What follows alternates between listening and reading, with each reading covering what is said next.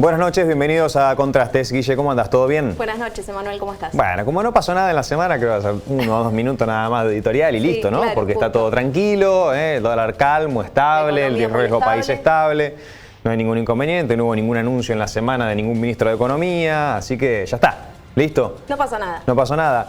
Semana de diccionario. Sí, de palabras nuevas. ¿Cuál es la palabra de la semana? La tuvimos que anotar, porque no nos acordábamos. Sí, porque no existe en realidad. Reperfilamiento de la deuda. Y los chistes en las redes, en los barrios, reperfilame el sueldo, reperfilame esto, vení que te reperfilo lo otro. Es que parece joda, sí, pero en realidad es lo que está pasando, ¿no es cierto? Lamentablemente. Anuncios que a mitad de semana, entre principio y mitad de semana se hicieron, que complementan los que se habían dado la semana pasada, pero que no funcionaron. A ver, ¿por qué no funcionaron? Porque se sigue utilizando parte de la reserva para mantener un dólar que igualmente crece. Sí. Y porque además el mercado evidentemente ya o no le cree al gobierno o cree que tiene ya los días contados para el final del mandato y que va a ser otro quien va a gobernar desde diciembre en adelante, entonces no tiene demasiado sentido, digamos, operar o reunirse o confiar en este gobierno, porque después las reglas del juego pueden cambiar con un nuevo gobierno. Por cualquiera de las razones que uno pueda especular, el riesgo país está en niveles de altísimos, 2.400. ¿no? 2.533. 2.500, así cerró. Sí. Bueno, a ver, hoy lo decíamos, ¿qué diferencia hay entre un riesgo país de 1.500, de 2.000, de 2.500, o sea, ya sabemos que es altísimo y sabemos que es un desastre. Los economistas, que se supone que son los que saben, dicen no hay que mirar el dólar, hay que mirar el riesgo país. Claro, que es lo que define la macroeconomía, que es lo que define... Pero, a ver, el riesgo país, que básicamente es la diferencia entre Estados Unidos y nosotros al monto en que te pueden llegar a prestar si te prestan. Sí. También obviamente se analiza para saber si se van a hacer o no inversiones. Ahora, ya sabemos que nadie nos va a prestar y ya sabemos que nadie va a venir a invertir. Sí. Entonces, ver el riesgo país es más por una cuestión, no sé, de morbo. Me hace acordar, ¿se acuerdan ustedes en el 2001? Las placas de Crónica. Claro, sí. Las placas Ahí rojas. Conocimos el riesgo país. Claro, nadie sabía lo que era. Nadie sabía. Había que mirarlo. Los técnicos sabían nada más lo que era el riesgo país. Que no es que no hay que prestarle atención, porque evidentemente todas estas cosas terminan influyendo en el bolsillo de la gente. Es como el dólar, porque muchas veces dicen, yo no puedo comprar dólar, ¿qué me importa el valor? No, claro, influye en todo, en el día a día. Los inversores son personas de carne y hueso, ¿no? Sí. Personas humanas, diría el ministro Lacunza. Sí. Personas de carne y hueso que definen qué hacer con su dinero, pero todas esas cosas nos repercuten en lo cotidiano. Y además, yo estaba hablando hace unos minutos nada más con gente de Cáritas, hace instantes nada más, para averiguar unas cosas que seguramente después, la semana que viene, por ahí vamos a tener más tiempo de desarrollar. Y me decían que en este momento es en donde la gente más colabora. Mira. Y vos decís, qué ironía, ¿no? Porque si vos tenés menos plata en el bolsillo, sí, bueno, se supone que se hace más difícil. No, mientras peor está la situación económica y social, la gente más colabora. Obviamente que eso no significa que se recaude mucho más, claro, porque hay menos plata. Significa que por lo menos no todo está perdido, que la está solidaridad la por lo menos se mantiene. La intención de la gente en estos momentos es la de ayudar. Y cuando la situación económica y social es más tranquila, entre comillas, nunca está demasiado tranquila en este país, ¿no? Pero cuando está un poco más tranquila, la gente colabora menos, porque siempre tiene la idea de que digamos, la colaboración que se da es para asistir a la urgencia, claro, que en realidad no es así. Hay un montón de proyectos de infraestructura, talleres, viviendas sociales. Se mantienen en Se mantiene un montón de cosas. No es que con esa plata Cáritas compra arroz y polenta, claro, hablando mal y pronto. Y hablando de alimentos, Guille, hablaba justamente con la gente de Cáritas y me decía que a nivel nacional, a nivel provincial y a nivel local, y no solamente la gente de la iglesia, sino de otras entidades, ya empieza fuerte a pedir la emergencia alimentaria. Sí. Hay 14 millones de personas aproximadamente en nuestro país que no tienen garantizado el alimento diario. 14 millones de personas altísimo. no tienen garantizado el alimento diario. No estamos hablando de que no tiene garantizado comprarse un celular si se le rompe. No tiene garantizado el alimento diario. No estamos diciendo que no llega a pagar el gas, la luz y el agua. No tienen para comer. No tienen para comer. Y de la cantidad de pobres que hay en nuestro país, más de la mitad son chicos. Estamos en una situación social y económica tristísima, que la verdad que es difícil en esta época mirar televisión, escuchar radio, leer los diarios. Es una salida también, Sí. En el Es difícil hasta ponerle onda, me parece, ¿no? Sí, sí. Yo no sé vos, Guille, pero yo lo noto en la calle. La gente está triste porque dice, otra vez déficit fiscal, Es que otra es vez riesgo cíclico, país. pero cada vez se cortan más los tiempos. Totalmente. Bueno, este obviamente es uno de los temas de la semana, es seguramente el más importante. Hace horas nada más se conoció que va a haber un aumento en el sueldo, en el salario mínimo vital y móvil. Sí. El salario mínimo vital y móvil va a aumentar 35% en 3 cuotas. Es mucho menos de lo que se pedía desde las entidades gremiales. Se hablaba de más del 50% que pedían ellos. Bueno, finalmente, unilateralmente, diríamos, porque en la reunión no se llegó a ningún acuerdo, el gobierno lo va a aumentar 35% en 3 cuotas y eso llevaría el salario mínimo vital y móvil a 16.875 pesos. Y este es el momento de reflexionar qué se hace con 16.875 pesos en un mes para una persona que tiene una familia. ¿Para qué alcanza ese monto de dinero? ¿Cuánto sale el gas? ¿Cuánto sale la luz? ¿Cuánto sale alquilar? Imposible vivir con eso. ¿Cuánto cuesta un carrito en el supermercado? Está la situación muy compleja. En el medio hay una campaña electoral. También. Y la verdad que yo creo que... En un proceso complicado también, En un proceso por esto complicado. que hablábamos la vez pasada, porque en las PASO hubo una diferencia muy grande, pero todavía no tenemos un presidente electo. Exactamente. Eso dio un vacío de poder Claro, enorme. es una transición que no es transición. Sí. Lo que ya todos, o por lo menos muchos, creíamos que era una estupidez, lo de las PASO, que básicamente era ir a elegir a nadie, gastar millones de pesos para solucionar un problema político a los partidos, que tienen tanto miedo de afanarse entre ellos, los políticos, que no logran hacer una interna partidaria. Entonces nos mandan a todos los que no somos afiliados a nada A votar entre ellos. a solucionarles sus problemas Que en políticos. realidad tampoco votamos entre ellos, porque al mismo tiempo ya se eligieron Claro, ellos. que además ya se eligieron ellos, entonces vos decís, pero al final ¿en qué quedamos? Bueno, una situación increíble, pero que derivó inesperadamente quizás para algunos. Otros quizás decían, ojo con las encuestas porque la situación está muy dura en la calle. Las encuestas ya habían fallado en Y elecciones ya habían fallado en anteriores. elecciones anteriores, bueno, pero podríamos decir inesperadamente llevó a Axel Kicillof y a Alberto Fernández y a Cristina Kirchner a sacar una ventaja tan grande que, como decíamos hoy, los que están viéndolo desde afuera dicen, ¿cómo van a hacer los del oficialismo para cambiar esto? Es prácticamente Claro. imposible. Entonces, ¿con quién voy a charlar? ¿Con el que está ahora o en el que supongo que muy probablemente va a estar desde el 10 de diciembre? Y en el medio hay Bueno, que eso seguir... hizo el Fondo Monetario Internacional. Fondo Vino y se Monetario. reunió con todos por las dudas. Claro, y en el medio hay una campaña, ¿no es cierto? Y ahí hay una cuestión que me parece que es de golpe bajo de parte de la oposición, de decirle al oficialismo, no hagan campaña. Pues sí, bueno, ahora obviamente no hagan campaña porque hay un quilombo bárbaro, pero vos no podés pedirle a alguien que se baje de una elección democrática, libre, que se va a hacer en octubre. Porque como decís vos, en realidad se ganó... Alberto Fernández increíblemente ganó mucho y no ganó nada. Sí. Y porque todos tienen derecho a presentarse. Y porque todos tienen derecho a presentarse y porque la gente además tiene derecho a elegir el que quiere que lo gobierne. Claro que queremos que el presidente se ocupe de los problemas que hay hoy más que pensar en la campaña. Pero Totalmente. Muy cortito y ya presentamos lo que vamos a tener en los distintos bloques, pero en el día de hoy comentábamos, y cambiando completamente de tema y yendo a lo policial, estrictamente policial de acá de Bahía Blanca, hoy nos enterábamos y comentábamos en la Brújula 24, en la radio y también en el diario digital, que había habido el día martes a las 8:30 en el barrio Eva Perón un caso de exhibicionismo. Sí. Una persona que en moto se había acercado a una chica de 16 años mientras que ella estaba esperando el colectivo y le había mostrado sus genitales. Y que no sería la primera vez que ocurre en esa zona. Exactamente. La chica había tenido mucho miedo, tenía miedo primero de contarlo, después tenía miedo de denunciar, no había hecho la denuncia. Sí, sus familiares por redes sociales alertaban a las mujeres del barrio que tuvieran cuidado. Hoy, con Germán Sasso en la Brújula, en la radio de la Brújula, en la 93.1, salió una víctima. Sí, de hace unos meses, un mes, 2 meses. Que se supone que es del víctima de la misma persona. Y sí, todo parece indicar que sí, porque se acerca a esta persona, le pregunta por una calle mientras la chica espera el colectivo y bueno, finalmente le termina mostrando sus genitales. Bueno, yo no sé si la chica que dio nota hoy iba a denunciar o no, ya pasó un mes y pico, Sí. pero esta nota y la repercusión que tuvo y el accionar de la policía, que ya manda efectivos a controlar qué es lo que pasa por esa zona. Esa persona está suelta, en algún lado está.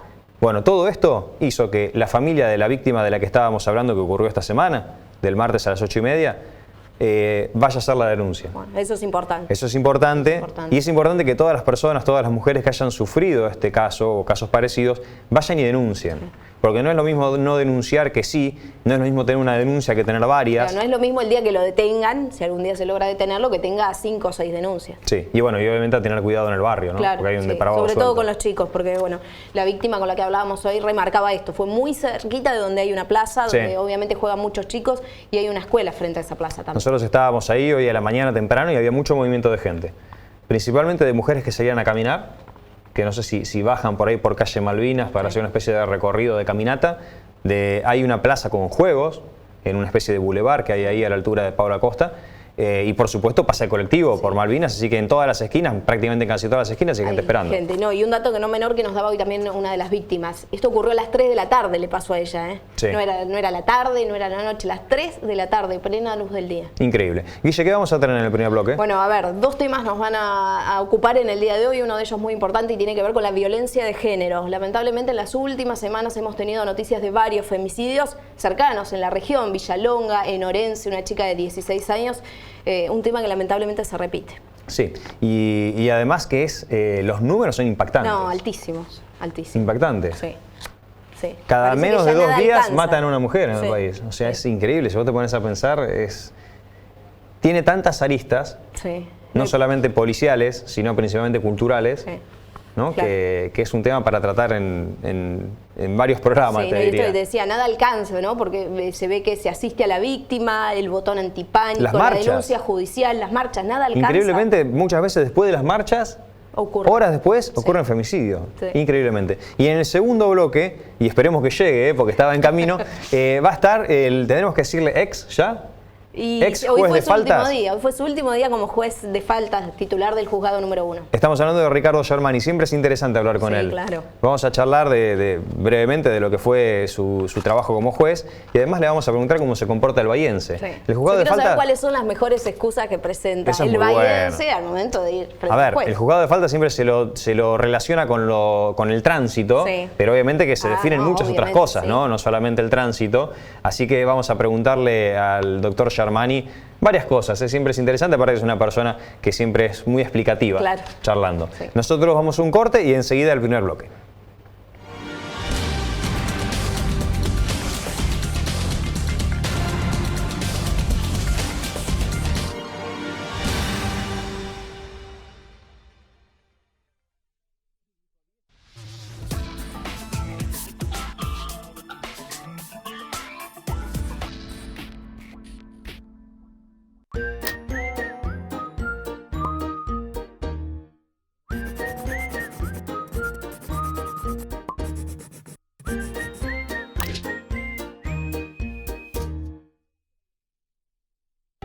Queremos estar más cerca tuyo. Agreganos a tu WhatsApp, mandanos la palabra info y disfrutá Bahía. Venía por el camino que agarro todos los días para ir a trabajar. Venía bien, ni muy lento ni muy rápido. Normal, como siempre. De repente a la esquina, así de la nada, apareció un auto. Para mí venía rápido porque nunca lo vi. Aceleré para esquivarlo, pero igual le pegué con la punta. Y te digo, después cuando vi cómo quedó la moto, no sé cómo zafé. El primero que se acercó me dijo que no me moviera, que me quedara quieto. Después empezó a llenar de gente hasta que uno llamó a la ambulancia.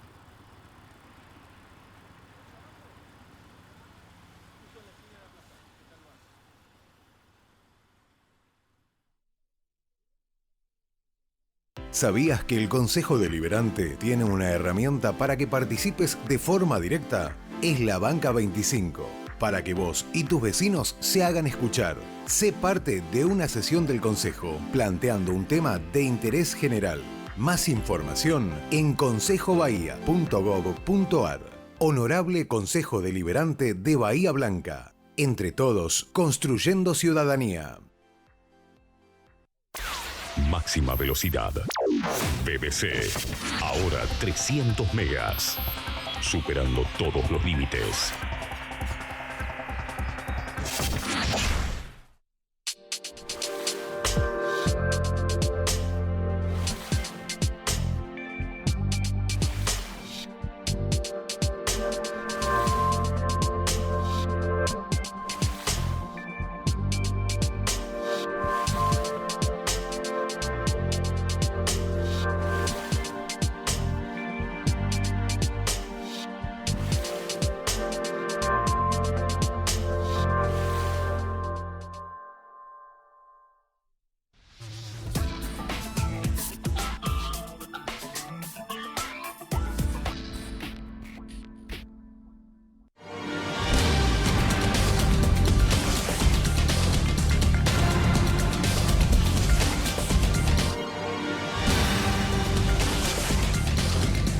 Bueno, tal cual lo habíamos adelantado, uno de los temas que nos vamos a ocupar en el día de hoy tiene que ver con la violencia de género.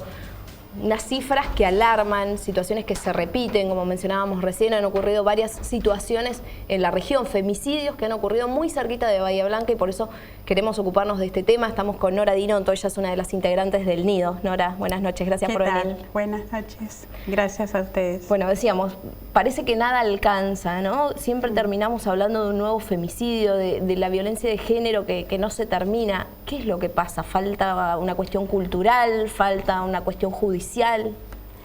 Yo creo que tenemos que comprender que el femicidio es la manifestación de la violencia extrema y es un hecho sumamente complejo, que es cierto que uno tiene la impresión que nada es suficiente. Siempre decimos, es necesaria la intervención de la justicia, pero no es suficiente, es necesario el dispositivo de seguridad, pero no es suficiente.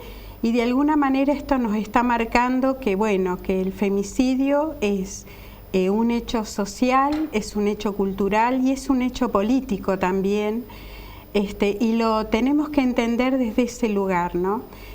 Cuando nosotros decimos el femicidio como la manifestación de la violencia extrema es porque justamente la violencia machista apunta al control, sobre todo de la mujer, por el solo hecho de ser mujer, destruyo su vida porque la entiende como un objeto de su propiedad. Entonces yo decido cuándo termina la relación, cuándo termina tu vida y si no sos mía, no sos de nadie, ¿no? Eso es lo que marca el femicidio en sí. Qué bárbaro. A ver, yo creo que en lo que sí se mejoró, entre comillas, es en que se puede poner en agenda el tema. Y además, también, esto hay que decirlo, que hay digamos, la justicia, la ley es más dura ahora con el femicida. Sí. Porque antes el femicidio como femicidio no estaba tipificado. Era un homicidio, ahora es un agravante. Sí. Fuera de eso, los números son escalofriantes. Sí. Yo, mira, recuerdo cuando empezamos el año en el mes de enero, en el mes de enero y febrero, que se nota que había un impasse con respecto a otras noticias, entonces todos los días teníamos la noticia de un nuevo femicidio. En marzo fue, bueno, de acuerdo a las estadísticas que publica la Defensoría del Pueblo, marzo fue el mes en el que más femicidios se dieron y hoy, en el primer semestre del año, estamos hablando de 155 víctimas de femicidio. El año pasado fue un poco menos, pero sí, realmente preocupa muchísimo la estadística, los números, que son situaciones que se han declarado. Uno supone que hay más todavía, ¿no? Seguramente. Y estas cifras se dieron hasta fines de julio. Hoy estamos terminando agosto y sabemos que durante el mes de agosto acontecieron otros femicidios. También es cierto que hay otros espacios para que las personas puedan acceder para realizar la denuncia, quienes atraviesan situaciones de violencia. Pero uno tiene la impresión que nada es... que nada alcanza. Que nada alcanza. Porque además, ¿no? ¿Cuántas veces, Guille, nosotros cubrimos este tipo de casos y se sabe que hubo una denuncia previa? Sí, claro. y que hay veces que hasta tienen el botón antipánico o que tienen restricciones de acercamiento. Entonces uno dice, bueno, ni siquiera la denuncia lo frena, digamos, porque evidentemente si vos tenés una restricción de acercamiento, nadie controla, y por más que vos tengas botón antipánico, esto es una cuestión de segundos, pero si de no minutos. les importa matar a una mujer e ir preso toda su vida, ¿te imaginas que no le importa violar una restricción de acercamiento? Pero digamos, en el momento, porque ustedes en el nido trabajan obviamente con la víctima, pero también en la prevención. La prevención debe ser dificilísima. O sea, porque es una cuestión cultural, vos lo decías, es una cuestión cultural, social, política. Bueno, la cuestión política, esperemos que los dirigentes hagan su trabajo, pero en la cuestión cultural, que nos abarca a todos, a toda la sociedad, ¿cómo haces para trabajar en la cuestión cultural, en la prevención? Son granitos de arena lo que vas poniendo, digamos. Claro, nosotras, por ejemplo, desde Nido hacemos mucho hincapié en la parte de prevención, en las charlas sobre cómo construir noviazgos saludables, tratando de deconstruir esa violencia que se da en el noviazgo, sobre todo en la adolescencia, en los jóvenes. Hoy tenemos, bueno, lo que decían ustedes, este hecho que nos conmocionó de la localidad de Orense. 16 años la víctima. Bueno, hoy también cerca de Buenos Aires tenemos otra adolescente de 16 años que fue asesinada por el novio. Un chico de 15, es ese caso que se conmovió y le contó a la abuela lo que había hecho. Estamos hablando de chicos de 15 y 16 años. Sí, tal cual. Entonces, bueno, ahí trabajamos en esto que significa, bueno, qué significa el control, el dominio de la persona en una relación de noviazgo, los celos, ¿no? La autoestima. A veces tienen la fantasía de pensar que, bueno, porque me cela es porque me quiere, me controla el celular porque me está cuidando, quiere que me vista de esta manera porque le gusto, ¿no? Entonces, bueno, el año pasado la Fundación Avon hizo spots publicitarios muy interesantes para trabajar todo esto de lo cultural en las relaciones de noviazgo en adolescencia y en la juventud. Y esto se da, ¿no? Cómo ir desmistificando todas estas cuestiones que a nivel cultural están tan asentadas, ¿no? Y que por otro lado también la mujer tiene incorporado esto de, bueno, yo lo voy a cambiar. Claro, entonces asume de alguna manera espontáneamente y a veces inconscientemente esta cuestión de decir, bueno, no, yo apuesto a que él puede cambiar, cuando en realidad ese cambio no deviene y, bueno, se agudiza aún más esas relaciones violentas, ese control, ese dominio sobre la persona, ¿no? Porque ¿qué es lo que sucede? La violencia aparece cuando esa relación asimétrica que se da entre el varón y la mujer trata de igualarla. Y entonces, para transformarla otra vez en ese estado de sumisión, utiliza la violencia. A veces aparece la violencia verbal, ¿no? Y después aparece la violencia física también, ¿no? Para poder lograr esa sumisión. Claro, yo te quería preguntar, machismo existió siempre, lamentablemente. ¿Por qué antes no había esta cantidad de femicidios? ¿Tiene que ver con esto que vos mencionabas, que la mujer está cambiando su actitud? Es cierto eso, o sea, es cierto también que en la década del 70, por ejemplo, la violencia familiar, esa violencia que se vivía a puertas cerradas, sale a la calle. Entonces, ese reclamo individual se transforma en un reclamo colectivo. Lo que te pasa a vos, me pasa a mí, salgamos a la calle, reclamemos para que se tomen medidas que nos protejan. Y así fue como sucedió. Esa violencia familiar dejó de ser, de acontecer en un ámbito privado para salir a la calle y bueno, y ahí surgieron distintas iniciativas a nivel internacional y bueno, y en nuestro país también. Este año, por ejemplo, se cumplen 10 años de la ley 26485, que es una ley muy importante porque si bien habla de la violencia contra las mujeres, habla también de los distintos ámbitos en los que acontece.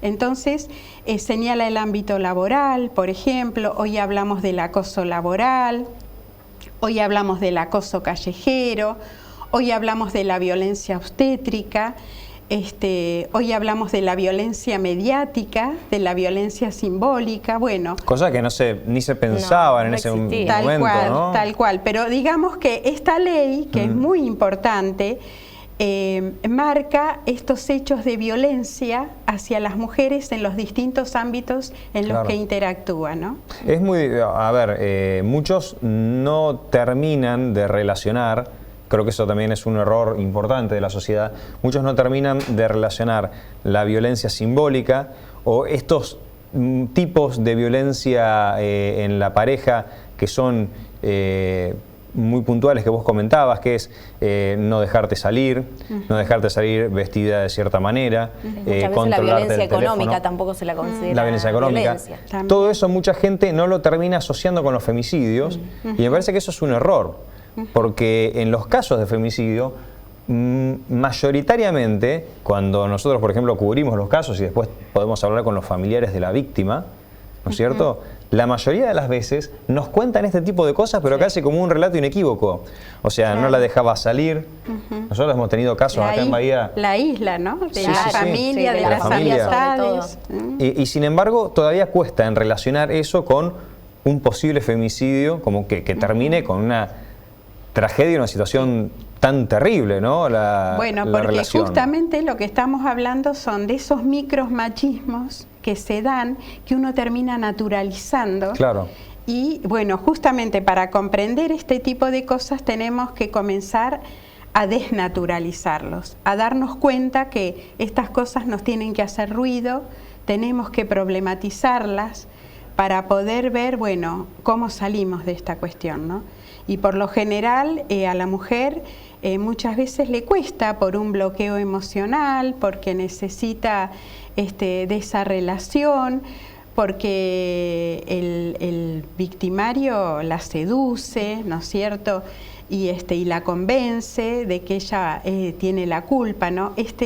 Mirá cómo me pones, ¿no? Sí, que sí. se puso tan claro, de mirá moda, lo que me hiciste, ¿no? que yo te tuve que pegar. ¿no? Una cosa tremenda. Muchas veces por los hijos también. Claro, muchas veces por los hijos, la cuestión económica también, la cuestión habitacional, dónde me voy a ir, ¿no?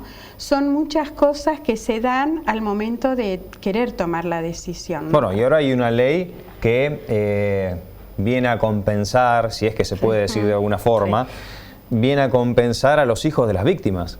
Claro, la ley Brisa. Porque eso también es una cosa impresionante. En muchos casos hay hijos de por medio que después quedan en el desamparo total, con la madre muerta y con el padre preso. Claro, tal cual. Bueno, lógicamente la ley Brisa ha sido un logro importante.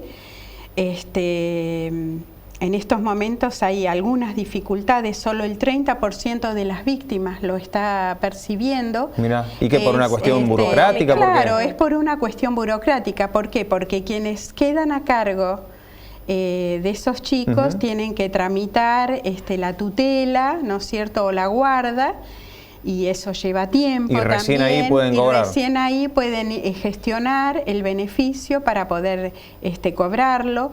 Es un logro importante. Lo que pasa es que después la parte burocrática es la que complejiza un poco la cuestión. Pero es cierto, son abuelos, son tíos que se hacen cargo, a veces son 3 o 4 hermanitos, hay que pensar en separarlos porque no se pueden hacer cargo de todo el grupo.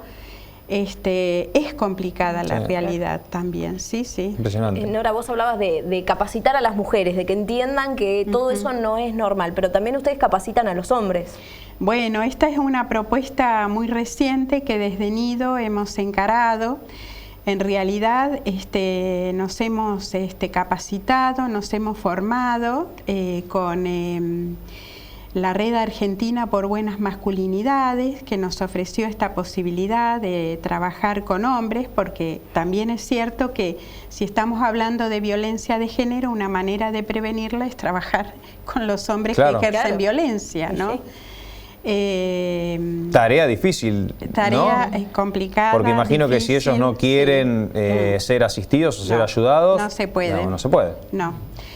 Uno de los criterios de admisión es que ellos puedan reconocer que ejercen violencia. Y cuando va alguien, ¿no es cierto? Sí, o sea, ¿llegan voluntariamente o cómo llegan? Llegan, por lo general, llegan derivados por los juzgados.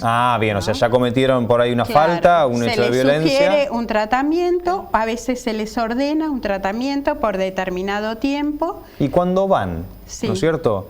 ¿Qué dicen? ¿Justifican lo que hicieron? ¿Se dan cuenta que está mal y no pueden cambiar? ¿Tienen esperanza de cambiar? ¿Se dan cuenta de que lo que hacen está mal? ¿Se puede cambiar? Nosotras apostamos a que se puede. Decimos que la conducta violenta la han aprendido por su historia de vida, porque han transitado esa historia familiar en la que han visto o han sido víctimas de violencia o maltrato infantil. Hay otros que no. Hay hombres que reconocen que pueden participar de este espacio para revisar estos comportamientos violentos, porque quieren revincularse con su pareja desde otro lugar, porque quieren resolver los conflictos no de manera violenta como están habituados, o como lo resuelven junto con otros hombres en la calle, por ejemplo, o en los distintos espacios donde interactúan, porque quieren revincularse con sus hijas o hijos desde otro lugar. Hay otros que minimizan los hechos, que depositan la culpa en la mujer, que reniegan de la justicia.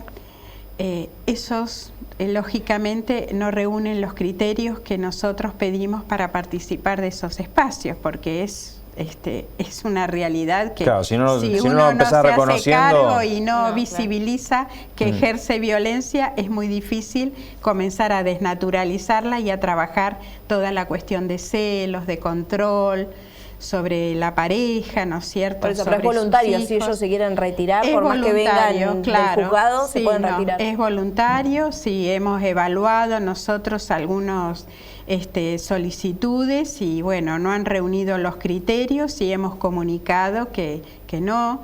La otra alternativa que ofrecemos es el tratamiento terapéutico individual con psicólogas que trabajan en la ONG. Algunos no quieren el espacio grupal. El espacio grupal es muy interesante, tanto para la mujer como para el hombre, porque en el espacio grupal yo escucho en las otras personas experiencias muy similares a las que yo vivo, ¿no? Por ejemplo, en el grupo de mujeres es muy valioso, claro, porque vos rompes el aislamiento. Y a veces se puede ver en el otro lo que no ve en uno mismo. Tal cual. Sí, aparte que creo que, imagino yo, ¿no? Que debes decir, bueno, no me pasa a mí sola. También. Porque claro, se supone, se sabe obviamente que no te pasa, que no le pasa solamente a una persona. Lo escuchás. Pero es distinto, como que te sentís también acompañado. Vos decís, bueno, aquí hay gente que le pasa lo mismo. Vamos a ayudarnos entre todos. Tal cual, tal cual. Y en el hombre también. En el hombre ayuda el espacio en el sentido en que son hombres que no están acostumbrados a utilizar la palabra. Usan la fuerza. Entonces, de pronto, tener un espacio en el que poner en palabras lo que están sintiendo, lo que los puede movilizar este espacio, sirve. Sirve para conectarse con otros hombres desde el mismo lugar, para compartir experiencias, para darse cuenta si alguna cosa estuvo mal, arrepentirse o hacerse cargo de lo que hizo. También sirve, pero tiene que haber esa disposición y ese reconocimiento en él, ¿no? Si no, no se puede desaprender esa conducta. Te agradecemos muchísimo que hayas venido, la verdad que es un tema, lo decíamos al principio del programa, ¿no? Podemos hacer cientos de programas, sí. Claro que sí. En otra oportunidad seguramente vamos a tener la posibilidad de charlar más y de contar un poco más qué es lo que hacen en el nido. Muchas gracias. Gracias a ustedes. Vamos a un corte y enseguida, en el segundo y último bloque, el ex juez de faltas, el doctor Ricardo Germani, nos va a costar decirle ex juez de faltas, pero bueno, vamos a charlar con él de lo que fue esta etapa como juez, de sus actividades fuera, digamos, del juzgado, y además una reflexión queremos de él, de cómo nos comportamos los bahienses. Y le vamos a preguntar eso que decías vos, ¿cuál es la excusa más rara que le han llevado? Lo más insólito que ha tenido que escuchar como juez. Seguramente debe tener un montón, vamos a ver si las quiere contar. Vamos a un corte y enseguida volvemos.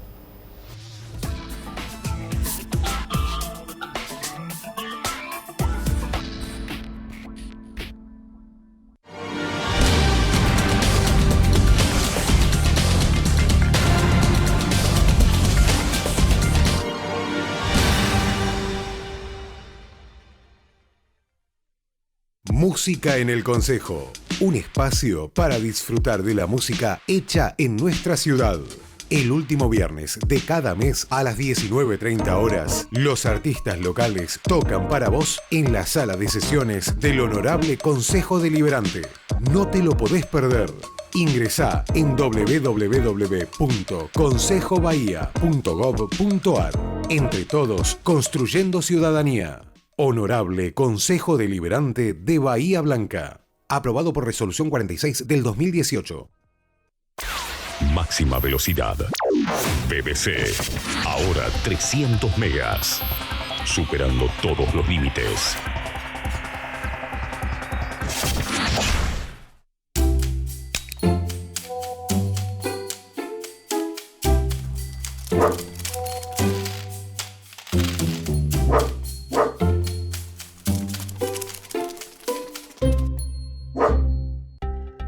Queremos estar más cerca tuyo. Agreganos a tu WhatsApp, mandanos la palabra info y disfrutá Bahía. Venía por la ruta, tranqui, qué sé yo, 70, 80. De repente se me cruzó un perro, así de la nada. Lo esquivé, mordí un cacho la banquina y perdí el control del auto. Empecé a volantear. Me fui para un lado, para el otro y terminé arriba del guarrail. Todo en un segundo. Al toque apareció un hombre. Me preguntó si estaba bien, me dijo que me quede quieto. Y apareció otro que llamó una ambulancia. Sí, 200 metros.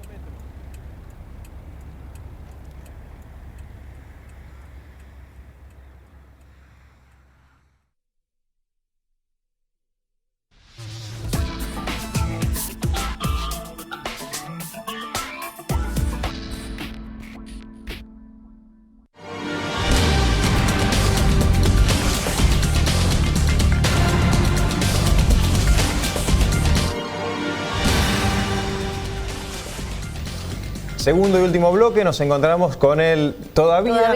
Hasta mañana al mediodía, juez de faltas, doctor Ricardo Germani. Doctor, gracias por haber venido, muy amable. No, muchas gracias a ustedes, un gusto. Y gracias por además el esfuerzo de haber venido, porque el doctor no solamente es juez, tiene otras actividades, estuvo trabajando hasta hace un ratito nada más, así que se toma la molestia de venir un viernes a la noche para charlar con nosotros. Para hacer un cierre de una profesión, usted nos comentaba, de una actividad que le llevó los últimos 16 años, ¿no? Y la primera pregunta que me gustaría hacerle es una pregunta un poco general, que es más una reflexión en realidad que una pregunta, porque sí, obviamente que no tiene que ver con las estadísticas. Si nosotros en Argentina, y en Bahía Blanca en particular, que usted trabajó acá en Bahía Blanca, somos compulsivamente personas que no nos interesa la ley, que no nos interesa cumplir las leyes, las ordenanzas, los controles. ¿Es así? Porque desde afuera, desde adentro de la sociedad y desde afuera de un juzgado, pareciera como que el argentino tiende a desobedecer. Sí, es una pregunta que va con compromiso. Bueno. Mire, es difícil, ¿no? Pero hay que cotejarlo y me baso en lo siguiente. La gente que estudia educación vial y seguridad vial tiene una estadística que algunas veces, muy pocas, coincide con la estadística que tengo yo en el juzgado. Esta es la realidad. A mí me da que no. Yo tendría que hablar de una respuesta negativa porque la realidad es que durante mucho tiempo la gente trató de hablar de, aquellos ustedes lo deben haber escuchado hasta el hartazgo, de cierta anomia que hay en realidad respecto del cumplimiento de la legislación. Sí, sí. No hay anomia. Las leyes están, las normas están, esto se hizo. Lo que pasa es que no se cumplen, que coincide con el principio de tu apuesta. Esa hipótesis es verdadera, no se cumple. Digamos, el nivel de desidia que tiene el conductor argentino respecto de las normas más elementales, aquellas que solamente requieren un mínimo de observación porque van de la mano de lo que es la seguridad básica. Por ejemplo, es muy difícil aceptar la idea desde el lugar donde yo estuve durante todos estos años, pero también desde el lugar de ustedes, el sentido común. Es muy difícil aceptar la idea de que una persona ignora que al momento de transponer un semáforo, si lo hace en rojo, hay riesgo, por lo menos potencial. ¿Cómo hago yo para aceptar la idea de que hay alguien que no lo piensa? No, es imposible, digamos, dentro de la Muchas veces se racionalidad. habla de falta de educación vial. Yo digo, todos saben lo que está bien y lo que está Pero mal. por ¿A quién supuesto. vamos a educar? Ya todos Claro, lo sabemos. es El más problema es bien que no lo cumplimos. Falta de educación a secas, en realidad. Sí, y hay una apuesta a la suerte, al azar, a la imprudencia, que esto si lo transportamos al escenario de la justicia penal y en términos de lo que nos toca ahora, ¿no? Estas cuestiones de los siniestros que se han producido en los últimos 4 o 5 años, como decíamos recién fuera de cámara, que han dado lugar a homicidios culposos. Sí. En este marco tendríamos que estar hablando de dolo eventual, aquellas situaciones en que todos sabemos que probablemente si no cumplimos con esa normativa que nos determina la detención prudente, es altamente probable que pueda ocurrir un siniestro. Todos sabemos eso, es imposible no imaginarlo. Pero el argentino apuesta. El Claro. argentino apuesta. Sí. A mí no me va Si a pasar. pasa. Claro. Eso es algo que le pasa a los demás. A mí no me va a pasar. Claro. Porque soy rápido, tengo buenos reflejos, porque conduzco Porque ya bien. miré y no viene nadie. Claro. Sí, lamentablemente, para no serlo muy extenso, la respuesta a tu pregunta es las normas están, por lo tanto desacredito completamente esa afirmación de que hay anomia en materia de tránsito, las normas están, pero se cumplen en un porcentaje muy bajo. ¿Y qué hacemos? Claro, era lo que ¿Tenemos iba a decir. arreglo? ¿Qué hacemos? Porque, a ver, no puede una sociedad mantenerse fuera de la ley, digamos, fuera de las normas. O sea, no puede ser normal que uno todos los días vea a alguien que pasó un semáforo en rojo o que manejaba hablando por teléfono. Ya ni siquiera digo estacionar en doble fila, porque Sí, ya se considera una cosa menor. se ven cosas tan delicadas que hasta uno lo toma como algo natural. Y dice, bueno, está en doble fila. Doblar en una avenida.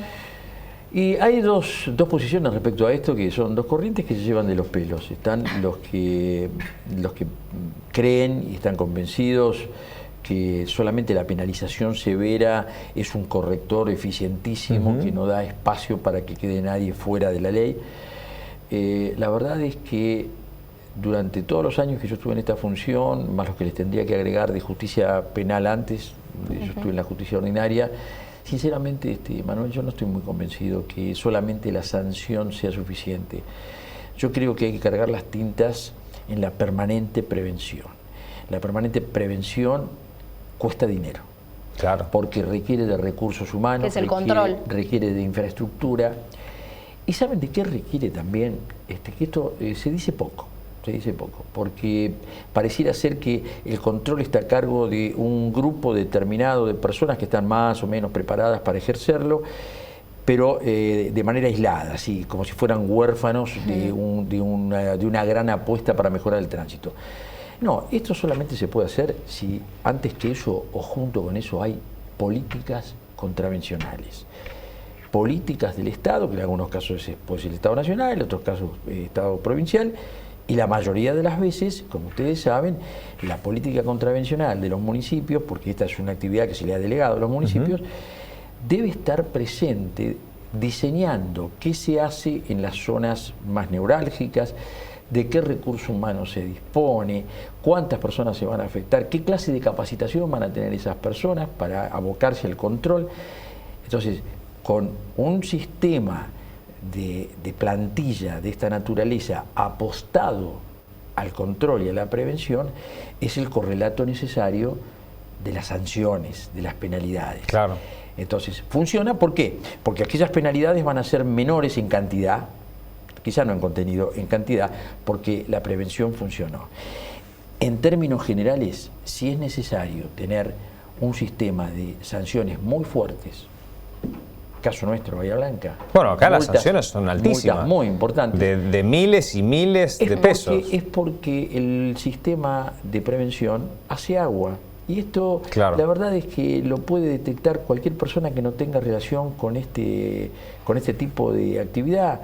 Lo ven en la calle, se ve a diario, usted abre los diarios, ve las páginas digitales y todos los días hay intervenciones necesarias de los grupos de control, porque las sanciones, las infracciones van desde trasponer los semáforos en rojo hasta estacionar en lugar prohibido y o aquellas que siempre tenemos que lamentar, la conducción de las personas en estado de ebriedad que producen todas las cosas que ya sabemos.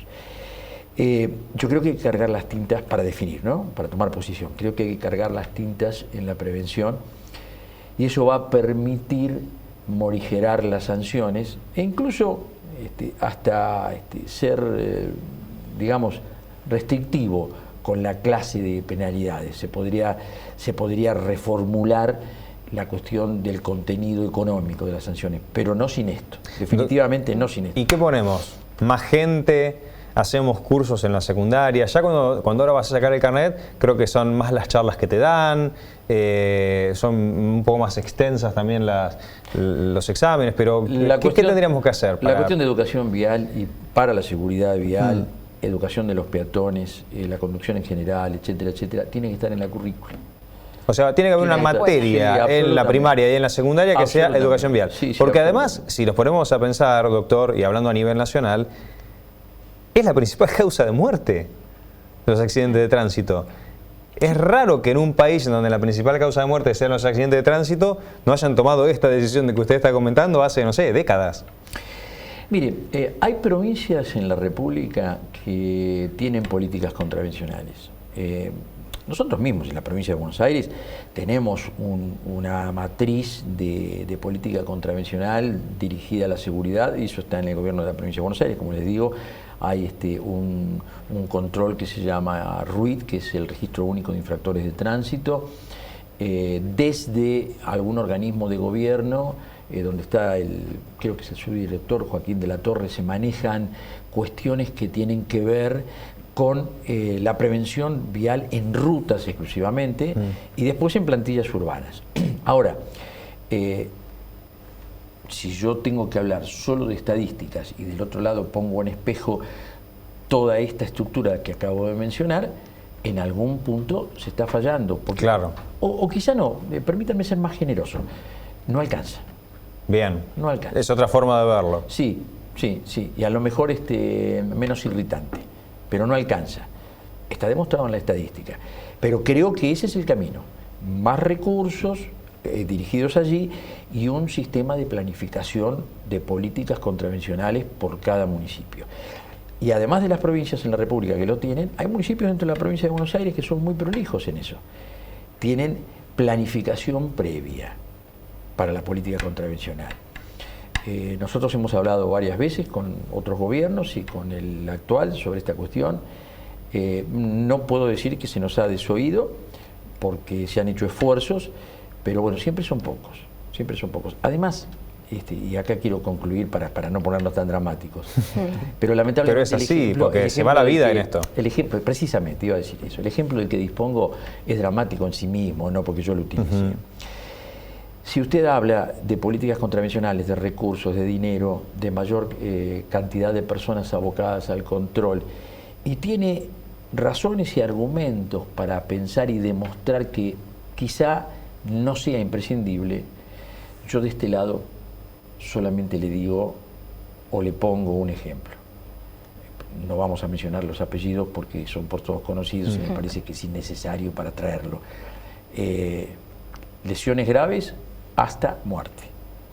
Totalmente. Me parece que con eso alcanza, ¿no? Me relevo de mayores comentarios. Bueno, ¿quién hace la pregunta? ¿Todavía no? Porque yo quiero una pregunta. No, mencionaba el tema de las alcoholemias positivas que lamentablemente últimamente son bastante comunes. Sí. Hay algunos proyectos de tolerancia cero. ¿Sirve eso? Porque cuando nosotros vemos o cubrimos noticias de alcoholemia, 1,5, 1,8, 2, están lejísimos. ¿Sirve la tolerancia cero al conducir? Digo, ¿la cumple? ¿Le importa a alguien? Mire, los índices de mi estadística en alcoholemia se han amesetado en lo que va de la última parte del 2018 al presente, en número, digamos. O sea, hay menos alcoholemias positivas. Sí, no ha subido de una manera significativa como ha pasado entre el 15 y el 18, que subió de manera exponencial. Esto no significa que tengamos que quedarnos tranquilos, ni mucho menos. Lo que ha pasado es que se han intensificado los controles en ese sentido, solo en ese sentido, como consecuencia de eso que decíamos recién, los desenlaces trágicos. Claro. Y después ha pasado otra cuestión. Desde los gobiernos provinciales y municipales se ha visto que la justicia ordinaria ha descargado una batería importante de esfuerzos sobre estas cuestiones. los homicidios culposos, que son todos productos de siniestros viales. Entonces, para no quedar desparejo en la balanza, se han puesto mayores controles, porque la idea es, ustedes saben, cuando un fiscal especialista en homicidios culposos toma intervención es porque el hecho ya ocurrió. Digamos, la prevención no es al Ministerio Público Fiscal que le compete, la prevención es a los órganos políticos, y en este caso estamos hablando de provincia, gobierno, si se trata de provincia, o los municipios. Entonces, como ha habido una descarga importante de recursos y trabajo de parte del Ministerio Público, acá se ha acompañado. Yo creo que esa es la razón por la cual se ha mesetado. Ha mesetado en términos lineales, no quiero decir que ha disminuido en absoluto. Digo, por el momento los picos se mantienen desde la última mitad del 18 hasta el presente. Yo soy pro, para contestarle a usted, yo soy pro tolerancia cero. Hay que dar algunos argumentos técnicos que la verdad que me parecen muy tediosos para la audiencia, pero digo, el propósito de una política nacional, provincial y municipal dirigido a la tolerancia cero sería el éxito de la cultura de la que estábamos hablando recién. Porque si los controles en los lugares y en los horarios neurálgicos dan tolerancia cero, es porque triunfó la cultura, porque el conductor toma alcohol. Pero no maneja. Pero no maneja. Claro. Todos consumimos de un modo u otro alcohol, salvo aquellas personas que no les gusta o tienen una especial indicación terapéutica para no hacerlo. Pero la verdad es que tan sencillo como eso, usted puede tomar alcohol, pero no tiene que manejar. Entonces, yo creo que sí, yo creo que una adecuada información para nutrir los fundamentos que debe tener una ley provincial para la tolerancia cero, bien informado en jurisprudencia, en casuística, debería llevar por destino final la aprobación de un proyecto que se podría convertir en ley. Creo que todavía, más allá de los singulares esfuerzos que han hecho algunos legisladores, algunos de ellos los conocemos, el candidato a sus bieles, el candidato intendente de Bahía Blanca ha hecho un singular esfuerzo en ese sentido. Me tocó conocer el proyecto porque en algún punto nos vino en consulta y les aclaro que es una definición absolutamente técnica. Yo ni siquiera tengo el gusto de conocerlo personalmente. Ni siquiera tengo el gusto de conocerlo personalmente. Y aunque así fuera, igualmente su opinión como juez de falta es totalmente válida. Me vino en consulta y la verdad que yo adhiero a ese proyecto, definitivamente. Porque creo que en algún punto la sociedad argentina, desmembrada con esos índices que decías recién, tiene que tomar conciencia que se trata de un arma, que el conductor la puede desactivar sencillamente con modificar un hábito de vida. Realmente es así, es una reflexión muy interesante de situaciones que además cubrimos todos los días, a nosotros nos pega también desde ese lado. Si terminamos el programa y no le hacemos esta pregunta... Yo ahora quiero saber. Porque la pregunta en realidad, doctor, y yo no sé si usted la va a querer contestar en realidad, porque se está yendo, pero todavía no se fue, primero. Y segundo, porque además no depende de él, porque le vamos a preguntar por otras personas, obviamente no le vamos a preguntar los nombres. No vamos a pedir identidades. El señor periodista empieza a hacer ese tipo de planteos que yo conozco porque hace 3 años atrás en un programa matinal de La Brújula estaban planteando qué clase de obsesiones tienen las personas en general y el señor me consultó por una en particular que es una característica mía. Yo soy de los que nunca están seguros si cerró la puerta con llave. Y si me tengo que volver de 50 kilómetros, lo hago. Y hizo la misma disculpa que ahora.